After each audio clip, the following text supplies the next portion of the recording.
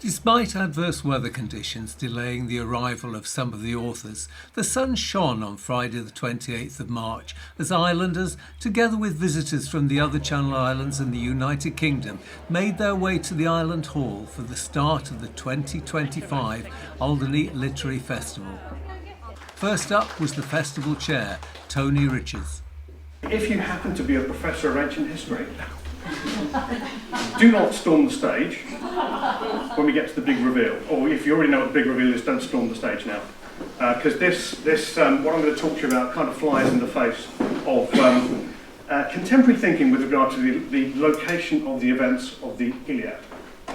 I'm Anthony Richards and I'm the chairman of the Alderney Literary Festival. Tony, here we are again. What have you got in store for us this year? We've got an amazing set of talks. We're going to look at how true crime and crime fiction can overlap. We're going to look at how research is what makes fiction but can sometimes take it over. And we're going to dig out some of history's kind of forgotten heroines who've been painted over by a worldview that we're going to strip back to show the role these women really had in history. Tony, thank you very much indeed. Thank you. Thanks.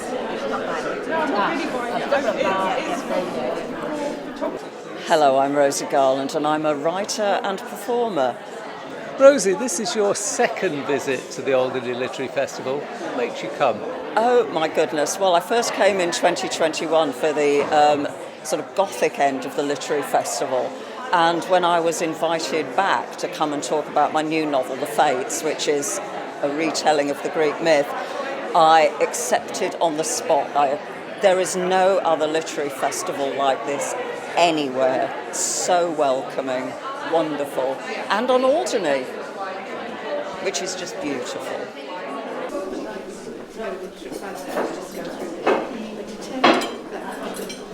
Simon Scarrow, historical novelist. Simon, how long have you been associated with the Alderney Literary Festival? I think this is the 6th time I've been to the festival, and once here on holiday. So from the early days, really, I think from the first festival onwards, yeah. What makes it so special? Partly the island. It's a spectacular island. Always reminds me of Curran Island from the Maina Blyton days.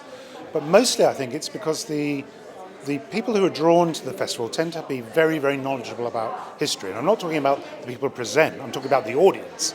So that means that you get a very good quality audience, which makes the exchange after the Q&A and so on very, very informed and very, very enlightening. And it's always a lot of fun to talk to people who inevitably know more about it than you do.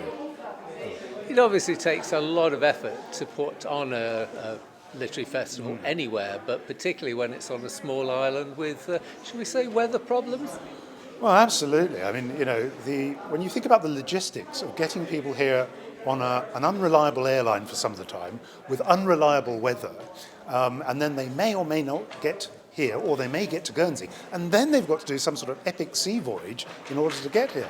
I mean, it's quite extraordinary. I mean, no other festival faces the challenges that Alderney Literary Festival does, and yet they pull it off. It's great. Thank you so much. Cheers. Sure, my name is Leo Vardiashvili, and I'm the one responsible for a novel called Hard by a Great Forest. Tell me something about your novel. My novel is set in Georgia, the country, and it's one of the main characters within the novel is Georgia itself. It's almost a love letter to Georgia in a way, but on a more superficial level, it's a mystery adventure set in the country of Georgia where someone goes missing, and his children then go look for him in Georgia. Certainly it was very well received by the audience. You had some fascinating questions. What kind of audience do you think they were? It looked a daunting audience, a very knowledgeable and well-informed audience. So that surprised me. Quite a few of them knew a bit about Georgia, and I spoke to them afterwards as well. So that was nice to hear. A few of them had been to Georgia as well. I guess this is your first visit to Alderney. What do you think of the island? I haven't seen it yet. I've only just arrived literally an hour ago, but I'm looking forward to seeing the historical sites. I've read a little bit about it, so I know what I'm in for. So I'm looking forward to exploring a bit. Yes, you had quite an interesting voyage. Yes, we did. We ticked off all the modes of transport on the way here. I drove to Southampton, and then we got stuck there, and then we flew from there to Guernsey, and then from there we took a boat. So I'm trying to get a bike in there somehow, and then I can have them all ticked off my list. Well, you can certainly hire bikes here, Can you? electric Okay. ones if you like.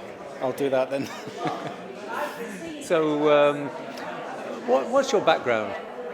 My background is I was born in Georgia, which was under the Soviet Union at the time, and then my family stayed during the civil war that broke out when the Soviet Union collapsed in the 90s, and in 95 we came over to the UK. So I've been in the UK since then. I wrote the novel about my homecoming, or at least that was the inspiration for me starting the novel. Leo, thank you very much indeed. Thank you very much.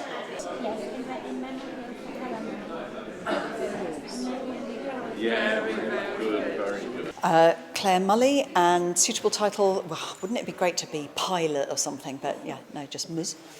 You obviously captivated your audience this evening. What was the story all about? So this is my new book, Agent Zoe, and Zoe was the only woman to parachute from Britain into Nazi German-occupied Poland during the Second World War. Amazing woman. What was so special about it? Well, I mean, she's just full of fuss, and she's unique in so many ways. So she is the only woman in the elite Polish special forces, the Chicocemni, or the Silent Unseen. She's the only female emissary to reach Britain from Warsaw, over nearly 1,000 miles of enemy-occupied territory, being shot at in the Pyrenees, nearly drowned while hiding in the water tender of a train, thrown out of a first-floor window of a hotel. I mean, it's extraordinary. When she got there, she brought 2 very important microfilms, but she also undertook 2 missions which would save the lives of thousands of people ultimately. So, yeah, and she never stopped fighting. That's brilliant. This is not your first time to Alderney, is it your third time now? It's my 3rd time, yes. And I've got 4 books, so I'm wondering which one I've missed. But yeah, it's lovely. We love going back. I spent the morning cycling around the fort, so it's, history concentrate here, isn't it? It's amazing. What makes Alderney's Literary Festival so special? Well, it's partly the people, it's partly the history of the place. This amazing audience that I've had is wonderful. But it always feels special. As I said, I spent this morning and I went to see the Odeon. I took a push bike and I looked around the German military fortifications. And I actually found a nest with 1 gull's egg on the concrete steps inside the Odeon. If those men had known, just that distance of time, and it would be so peaceful a bird could lay its eggs there, and yet the horror of that history. So to talk about this history in a place like Alderney, I think is very meaningful. Claire, thank you very much indeed. It's a pleasure. Brilliant. Thank you.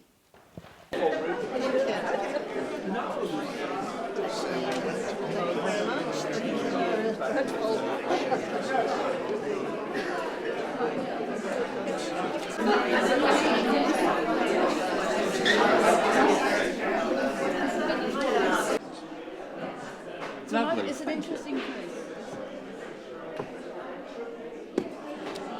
Lovely, thank you. So I'm Leslie Downer, and my book is The Shortest History of Japan. That's a fascinating title. What's the book all about? So it is 16,500 years of Japanese history, all encompassed in 50,000 words.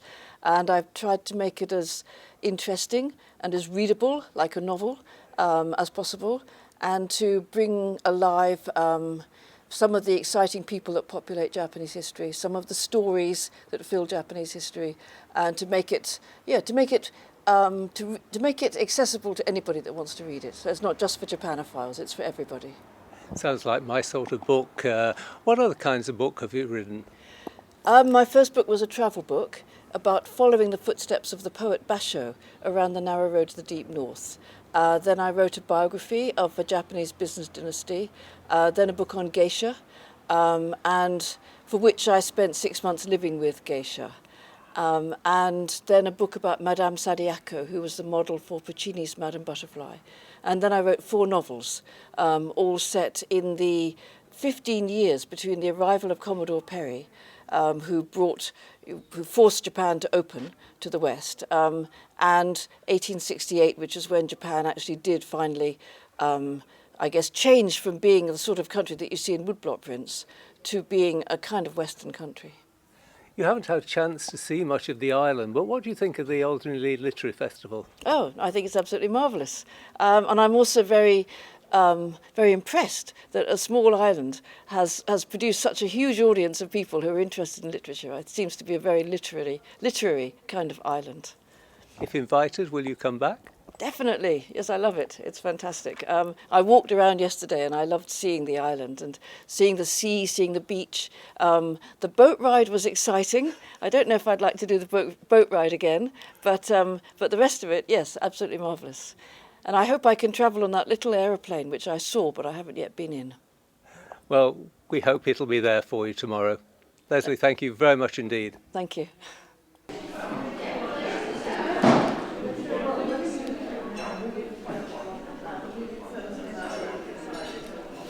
My name is Leviti Dar, and my book is called 6 Lives, which is out now. Sounds fascinating. What is the book all about? As the name might suggest, it's about 6 lives. It's a family history that starts in 1855 and goes all the way to the present day, following 6 generations of a family, and kind of encompasses historical fiction, crime stories, spy stories, basically a little bit of everything. Sounds fascinating. When we went for a tour of the island yesterday, you were particularly interested in the German and the Roman artifacts. Well, I've written too many books about Nazis. The best one is probably a book called A Man Lies Dreaming, which is about Adolf Hitler. So I spent a lot of time in Adolf Hitler's head, more than is healthy for anyone. So I'm never writing about Nazis again. But I've also written about Romans, and I think I might probably write a big book about the Romans at some point in the future. So wherever there's a Roman stuff, and they were everywhere. What did you think of the island, just the island?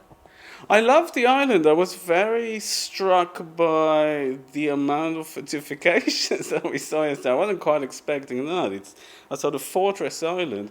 I think the only time I ever mentioned the Channel Islands in one of my books was in the medieval period when it was a pirate nest. So I think I have pirates from Alderney show up at some point. But I wasn't really expecting that amount of Victorian fortifications and German bunkers. So that was quite an eye-opening moment. So do you think we could be seeing a book on pirates and privateers? I mean, never say never. Never say never. I mean, I think I treat every place I go as an opportunity, as a research trip, so you never know what comes out of it. Lovely, thank you very much indeed. Thank you.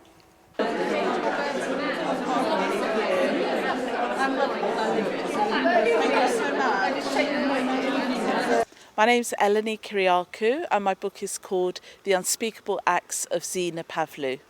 What on earth were the unspeakable acts of, and I can't pronounce it? Zina Pavlou. Well, in 1954, she's a Cypriot grandmother who's accused of killing her daughter-in-law, of bludgeoning, strangling her and setting her alight. So that's why they're unspeakable acts. But she denied it. What on earth made you write that story? I found out that she was the penultimate woman in Britain to be hanged, and she's the woman before Ruth Ellis. Everyone knows about Ruth Ellis, but nobody knows about Stylu Christofi, who is the real-life character the book is based on. Are you a full-time author, or is this something you do in your spare time? I do write, mostly full-time, but I also do a little bit of editing, and by training I'm a journalist as well. Is this your first trip to Alderney? Yes, it's my very first trip to Alderney. Hopefully it won't be my last, though. Well, you're about to see the island this afternoon, but what do you think of it so far? I mean, it's so pretty, and it feels almost like another world, actually. It's so quiet, and everyone's very friendly. I know it's a cliche, but it's really true. And the festival itself is wonderful, very intimate, and really engaged readers as well. That's excellent. Thank you very much indeed. Thank you.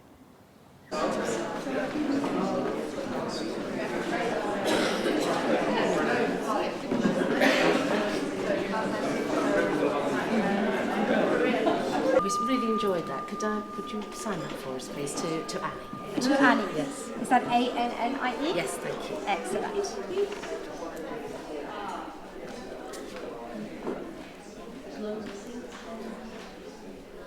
Wonderful. Thank you very much. Enjoy the book. We Thank will. you so Thank much. Thank you. My name is Ellen Alpsten and I'm here today with my latest novel, The Last Princess. What is The Last Princess? Who is the last princess? The last princess is the daughter of Harold II Godwinson and the daughter of England's true House of Dragons. That sounds fascinating. Are you a historical novelist? I am an historical novelist and I've had 2 careers, publishing 22 novels in German, and now I've started writing in English, and that has opened up a completely new world for me.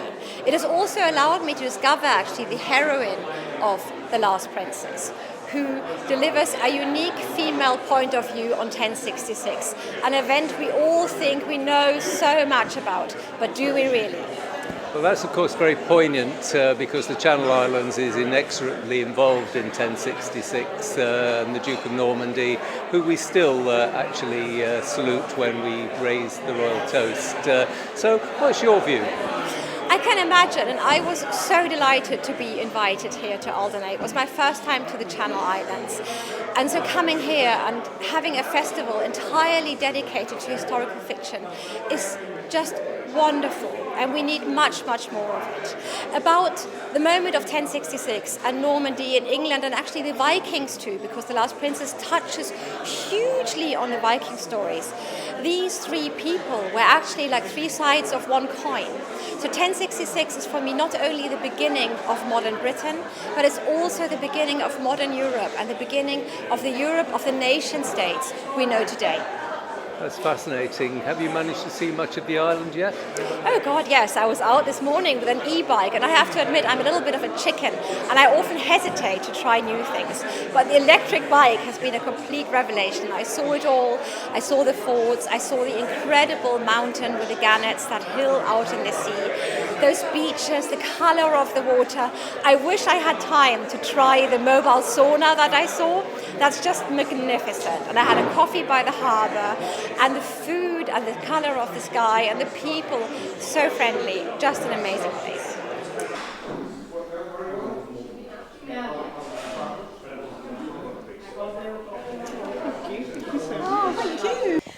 My name's Anna Abney, and I'm talking about the Measham Hall series. The latest one is The Prisoner of Measham Hall. Tell us more. So The Prisoner of Measham Hall is divided between 2 main characters, one at home in Derbyshire in Measham Hall, dealing with some personal and domestic tragedies, and the other one is set in, the other strand of the novel is set in Ireland during the Williamite Wars. So there's a character who is fighting for the Jacobites, for James II, against the forces of King William, also known as Prince of Orange. Sounds fascinating. Is this your first visit to Alderney? It is, yeah. It's my first visit, and we've been incredibly lucky with the weather. It's been glorious and such an amazing blue sea and sky. That's interesting. Have you had a chance to look at the island yet? I did a little explore, and I've looked at one of the forts, and actually it's good being on an island like this, because a bit of what I'm talking about are the sort of armada of William of Orange that came across to Britain from the Netherlands, and then sort of thinking about that fleet. So it fits in. It's been great actually walking around by the sea and looking out through some of the bunkers, and it's been amazing. Well, you're just about to meet your audience for the first time. What do you think of the literary festival so far?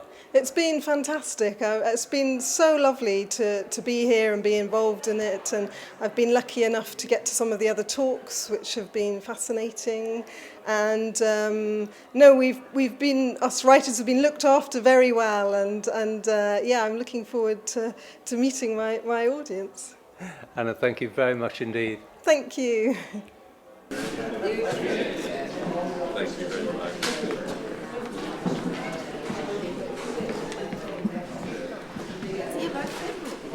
Yes, I'm Flora Johnston, and I'm speaking about my book, The Paris Peacemakers. You're the last person to speak at the Literary Festival. Is it exciting?